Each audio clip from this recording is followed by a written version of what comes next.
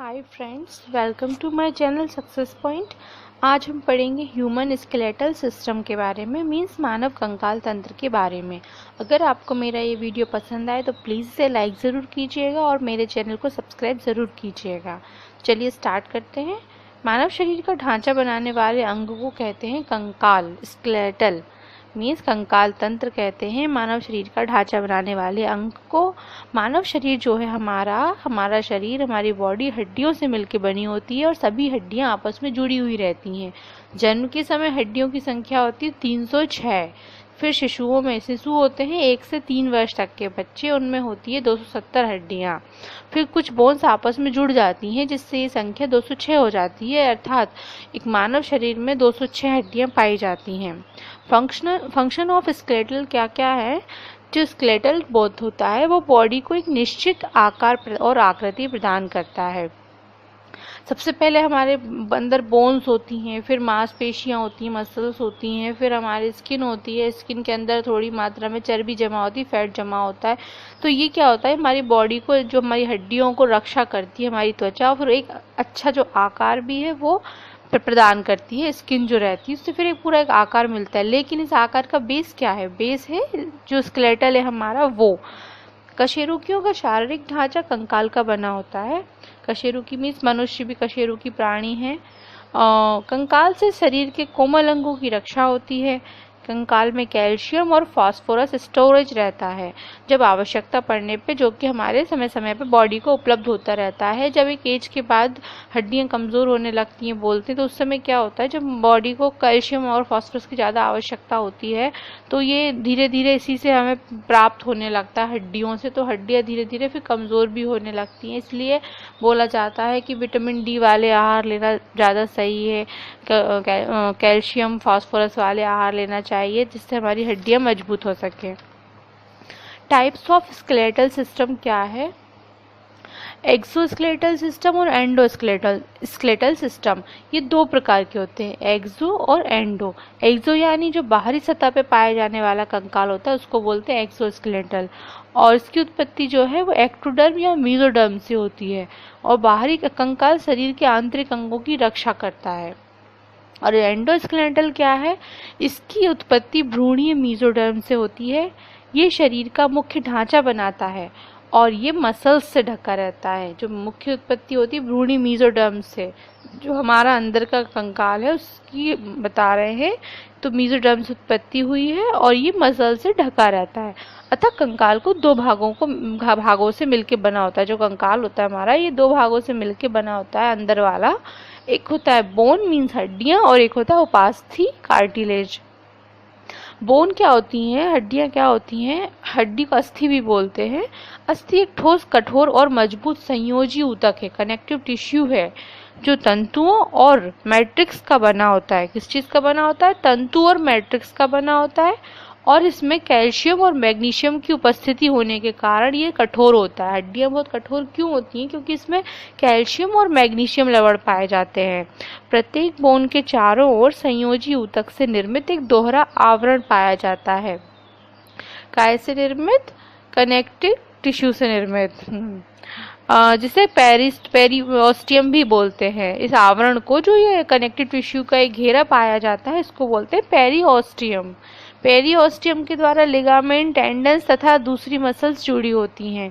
ये एक प्रकार की खोखली और लंबी गुहा वाली पाई जाती है। इसमें जो हमारी पेरिओस्टियम होती है उसमें लिगामेंट्स जुड़े होते हैं, टेंडन्स जुड़े होते हैं, और इसमें कई मसल्स भी जुड़ी होती हैं। और इसमें एक प्रकार की खोखली गुहा होती है लंबी। वो गुहा कहाँ होती है? हमारी जो रीढ़ की हड्डी होती है, हम जिसको जनरली रीढ़ की हड्डी बोलते हैं अपनी जाम भाषा में, तो वो जो आप टच करके भी देख सकते हैं, वो हमारे गले के सबसे ऊपर सिरे से, सिर के थोड़े से नीचे से लेके नीचे कमर तक होती है। तो ये एक प्रकार की खोखली और लंबी गुहा होती है, इसको बोलते हैं मैरो कैविटी। मैरो कैविटी के अंदर एक लिक्विड पदार्थ पाया जाता है जिसको बोलते हैं बोन मैरो। ये हमारी मैरो कैविटी है, इसके अंदर होता है लिक्विड पदार्थ जिसको बोलते हैं बोन मैरो। बोन मैरो के बीच में येलो कलर, और उसके सर पर जो ऊपर जो सिरा होता है उस पे होता है रेड कलर। रेड कलर जो है, रेड बोन मैरो जिसको बोलेंगे, वो आरबीसीज का निर्माण करती है। और येलो बोन मेरो है तो वो WBCs का निर्माण करती है। और रेड बोन मेरो सिर्फ स्तनधारियों में पाई जाती, सभी में नहीं पाई जाती। रेड बोन मेरो सिर्फ मैमल्स में पाई जाती है। मैमल्स मीन्स स्तनधारी होता है, बाकी जो अदर प्राणी होते हैं उनमें नहीं पाई जाती है। बोन्स कितने प्रकार की होती हैं? अगर देखा जाए तो विकास के आधार पर बोन्स 2 प्रकार की होती हैं, इनवेस्टिक बोन और कार्टिलेज बोन वगैरह। हम पढ़ रहे हैं कार्टिलेज के बारे में। कार्टिलेज मीन्स उपास्थि। उपास्थि एक अर्ध ठोस, पारदर्शक और लचीले ग्लाइकोप्रोटीन से मिलकर बने मैट्रिक्स से बनती है। जो उपास्थि होती है, कार्टिलेज जो होती है हमारी बॉडी की, वो एक अर्ध ठोस, थोड़ा सा आधा ठोस, ट्रांसपेरेंट और लचीले ग्लाइकोप्रोटीन से मिलकर बनता है। इस मैट्रिक्स के बीच में छोटी छोटी थैलियाँ होती हैं। उन थैलियों को क्या बोलते हैं? लेकुनी। क्या? लेकुनी। छोटी छोटी थैलियाँ होती हैं मैट्रिक्स के बीच में, उसको बोलते हैं लेकुनी। लेकुनी में कुछ जीवित सेल्स पाई जाती हैं जिसे कॉन्ड्रियोसाइट कहते हैं। लेकुनी में कुछ जीवित सेल्स पाई जाती हैं जिसे कॉन्ड्रियोसाइट कहते हैं। मैं कुछ चीज़ें डबल रिपीट कर रही हूँ क्योंकि वो इम्पॉर्टेंट है, इसलिए अगर आप हो सके तो नोट्स बनाते चलिए तो आपको बहुत ज़्यादा हेल्पफुल रहेगा एग्ज़ाम के लिए। आपको ये, क्योंकि बहुत मेन चीज़ें मैंने तैयार की हैं, जो ज़्यादा कुछ फालतू का कुछ भी नहीं भरा है। जो ज़रूरी चीज़ें थी वही मैंने इसमें आपको बताई हैं। तो आप अगर नोट्स बना रहे हैं तो भी बहुत अच्छी बात है, इसीलिए मैं अपने जो फ़ोटोज़ हैं वो भी डालती रहती हूँ इसमें, और जो मैं बोल रही हूँ वो भी आप प्लीज़ ध्यान से सुनिए। लेकुनी में क्या होता है? कुछ जीवित सेल्स होती हैं जिसको बोलते हैं कॉन्ड्रियोसाइट। इसके मैट्रिक्स में एक इलास्टिक तंतु और कोलेजन पाया जाता है। इसके जो मैट्रिक्स होते हैं उसमें इसके मैट्रिक्स में इलास्टिक तंतु एवं कोलेजन पाए जाते हैं। उपस्थि के चारों ओर एक मेम्ब्रेन पाई जाती है जिसको बोलते हैं पेरिकॉन्ड्रियम। जो कार्टिलेज होता है उसकी भी चारों ओर एक मेम्ब्रेन होती है, उसको बोलते हैं पेरिकॉन्ड्रियम। मानव शरीर के कंकाल में कुल 206 हड्डियां होती हैं। कितनी? 206। सभी जानते होंगे जनरली। मानव शरीर की सबसे लंबी एवं शक्तिशाली हड्डी कौन सी है? फीमर होती है, जो कि हमारी जांघ में पाई जाती है। फीमर ये मानव शरीर की सबसे लंबी हड्डी है। सबसे छोटी कहाँ पाई जाती है? हमारी कान में पाई जाती है, इसको स्टेपिस बोलते हैं। जो कंकाल तंत्र है हमारा, उसको 2 भागों में बांटा गया है, एक्सियल स्केलेटन और एपेंडिकुलर स्केलेटन। जो एक्सियल स्केलेटन होता है वो होता है, इसके अंतर्गत खोपड़ी यानी स्कुल, वर्टिब्रल कॉलम और छाती की अस्थियां आती हैं। खोपड़ी की हड्डियां कौन कौन सी होती हैं? जो हमारा पूरा चेहरा और सिर होता है ना, जो ऊपरी हमारी पूरी गर्दन के ऊपर का जो है, उसको खोपड़ी बोलते हैं। जनरली सभी जानते होंगे, फिर भी मैं बता रही हूँ। तो ये उसके ऊपर की जो मुख्य हड्डियां हैं वो हैं frontal, parietal, occipital, temporal, malar, dentary, nasal और मैक्सिला। हमारी जो वर्टिब्रल कॉलम होती है ना, वही जो पीछे हमारी हड्डी जो गले से लेकर कमर तक पाई जाती है, उसको वर्टिब्रल कॉलम बोलते हैं, मैरो कैविटी जिसमें होती है। तो मनुष्य का जो वर्टिब्रल कॉलम होता है वो 33 कशेरुकों से मिलके बना होता है। 33 कशेरुकों से मिलके बना होता है।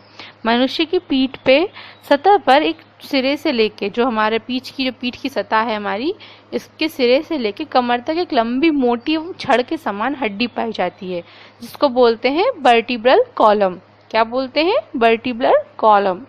इसका विकास नोटोकार्ड से होता है। वर्टिब्रल कॉलम का जो विकास होता है वो नोटोकार्ड से होता है। स्टर्नम क्या होता है? स्टर्नम हमारी पसलियों को आपस में जोड़ने वाली स्टर्नम कहलाती है। जो हमारी पसलियों को आपस में जोड़ती है वो हड्डी कहलाती है स्टर्नम। ये वक्ष के बीचों बीच स्थित होती है। रिब्स क्या होता है? रिब्स मीन्स होता है पसलियाँ। हमारी बॉडी में 12 जोड़ी पसलियाँ होती हैं। ये क्या है मैं बता रही हूँ, एक्सियल स्केलेटन का, जो कि होता है खोपड़ी, वर्टिब्रल कॉलम और छाती की हड्डियों के तक का है। तो सबसे पहले खोपड़ी में तो मैंने बता ही दिया है कौन कौन सी, frontal, parietal, occipital, temporal, malar, dentary, nasal, maxilla. और वर्टिब्रल कॉलम भी बता दिया है। और उसके बाद नीचे आ जाओ तो फिर स्टर्नम, पसलियों को आपस में जोड़ने वाली हड्डी होती है। फिर रिब्स, जिससे पसलियां होती हैं, जो 12 जोड़ी पसलियां पाई जाती हैं। अब है एपेंडिकुलर स्केलेटल। एपेंडिकुलर स्केलेटल में कौन कौन सी हड्डियां जाती हैं? मेखलाएं, जिसे गर्डल बोलते हैं। हाथ पैरों की हड्डियां आ जाती हैं। तो मनुष्य के हाथ की जो हड्डियां होती हैं वो होती हैं humerus, radius, ulna, carpals, metacarpals तथा फेलेंजस। मनुष्य के पैर की जो हड्डियां होती हैं वो होती है फीमर, जो हमारे जांग में होती है, और नीचे होता जो नीचे वाला हिस्से की होती है टिबिया फेबुला, इसको बोलते हैं टिबियो फेबुला, टार्सल, मेटाटार्सल, ये हड्डियां रहती हैं। फीमर जो है और टिबिया फेबुला जो है, इसके जॉइंट के स्थान पे गोल हड्डी होती है। जो हमारा घुटना है उसकी मैं बात कर रही हूँ, तो उसके ऊपर होती है फीमर, उस घुटने के नीचे होती है टिबियो फेबुला, और जो जॉइंट है हमारे घुटने का उसके स्थान पे गोल हड्डी होती है जिसको बोलते हैं पटेला। क्या बोलते हैं? पटेला। टार्सल्स में से एक बड़ी हड्डी होती है जो हमारी एड़ी बनाती है। जो हमारे हम तलवे को देखें तो जो हमारी एड़ी का हिस्सा है वो होता है टार्सल्स। टार्सल्स की एक बड़ी हड्डी होती है, और जो तलवे की अस्थियां होती हैं वो कहलाती हैं मेटाटार्सल। हमारे अंगूठे में केवल 2 हड्डियां होती हैं, बाकी उंगलियों में हमारे अंगूठे में केवल 2 अंगुली अस्थियां होती हैं, अंगुली की हड्डियां होती हैं। बाकी जो अन्य अंगुली हैं उनमें 3-3 अंगुलास्थियां यानी अंगुली की हड्डियां पाई जाती हैं। मांसपेशियां क्या होती हैं? जनरली मांसपेशियां वैसे हम नर्वस सिस्टम में पढ़ेंगे, फिर भी इसमें थोड़ा देख ले। तो पेशियां त्वचा के नीचे होती हैं, और हमारी पूरी बॉडी में, संपूर्ण मानव शरीर में 500 से अधिक पेशियां पाई जाती हैं। मसल्स जो हैं 500 से अधिक पाई जाती हैं, और ये 2 प्रकार की होती हैं, ऐच्छिक और अनैच्छिक।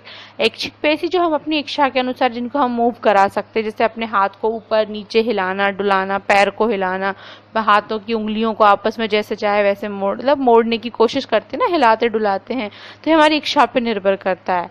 इसको क्या ब्रेन सिग्नल देता है हमें क्या करना है क्या नहीं करना है। अनैच्छिक पेशी कौन सी होती है? जैसे हमारी पलकें हैं, आप उन्हें कंट्रोल थोड़ी देर कर सकते हो, इससे ज़्यादा नहीं कर सकते, वो आपके अनुसार नहीं चल रही हैं, वो अपने आप ही चल रही हैं, तो वो अनैच्छिक पेशी होती हैं। तंत्रिका तंत्र के द्वारा ये कार्य करने के लिए प्रेरित की जाती हैं। जो नर्वस सिस्टम होता है उसके द्वारा इनको कार्य करने की प्रेरणा मिलती है। ये हमने देखा स्केलेटल सिस्टम के बारे में। अब हम देखेंगे कुछ हड्डियों की जो बीमारियां होती हैं, विकार होते हैं, वो क्या क्या होते हैं। तो हड्डियों के संबंधित विकार होते हैं ऑस्टियोपोरोसिस, ऑस्टियोआर्थराइटिस, गाउट, रीह्यूमेटॉइड, ये सब होती हैं हड्डियों की बीमारियां। इसमें देखते हैं ऑस्टियोआर्थराइटिस क्या होता है। ऑस्टियोआर्थराइटिस में जोड़ों की हड्डियां जो होती हैं, बोन्स जो होती हैं, वो कमज़ोर होती चली जाती हैं। गठिया यानी अर्थराइटिस, गठिया क्या होता है? जनरली बुढ़ापे में होने वाली आम बीमारी है, जोड़ों में इसमें सूजन आ जाती है, इसको बोलते हैं गठिया। रीह्यूमेटॉइड अर्थराइटिस क्या होता है? इसको संधिवात भी बोलते हैं। ये IgM मींस इम्यूनोग्लोबुलिन नाम की गठिया के कारण होता है, के कारक से विकसित होता है। मतलब जैसे IgM इम्यूनोग्लोबुलिन नाम की गठिया जैसे कारक की उपस्थिति की वजह से ये रीह्यूमेटॉइड अर्थराइटिस होता है। गाउट अर्थराइटिस क्यों होता है? ये यूरिक एसिड के बहुत अधिक बनने या फिर शरीर से बाहर ना निकल पा रहा हो जब यूरिक एसिड, तब होता है गाउट। मूल रूप से ये बीमारी आहार संबंधी है, इसलिए मरीज को मांस खाने से बचना चाहिए। Next osteoporosis. ऑस्टियोपोरोसिस ये हमारे उम्र पे निर्भर करने वाला एक क्रमिक विकार है। इसमें हड्डियों का जो द्रव्यमान है वो कम होता जाता है और ये आसानी से टूटने लगती हैं। किसमें? ऑस्टियोपोरोसिस में। तो फ्रेंड्स, अगर आपको मेरा वीडियो पसंद आए तो प्लीज़ इसे लाइक ज़रूर कीजिएगा और मेरे चैनल को सब्सक्राइब ज़रूर कीजिएगा। आज मेरी वॉइस थोड़ी ख़राब हो रही है, मेरा गला ठीक नहीं है, इसलिए तो अगर आपको प्रॉब्लम हुई हो तो उसके लिए सॉरी। और आपने मेरे वीडियो को देखा उसके लिए थैंक यू सो मच।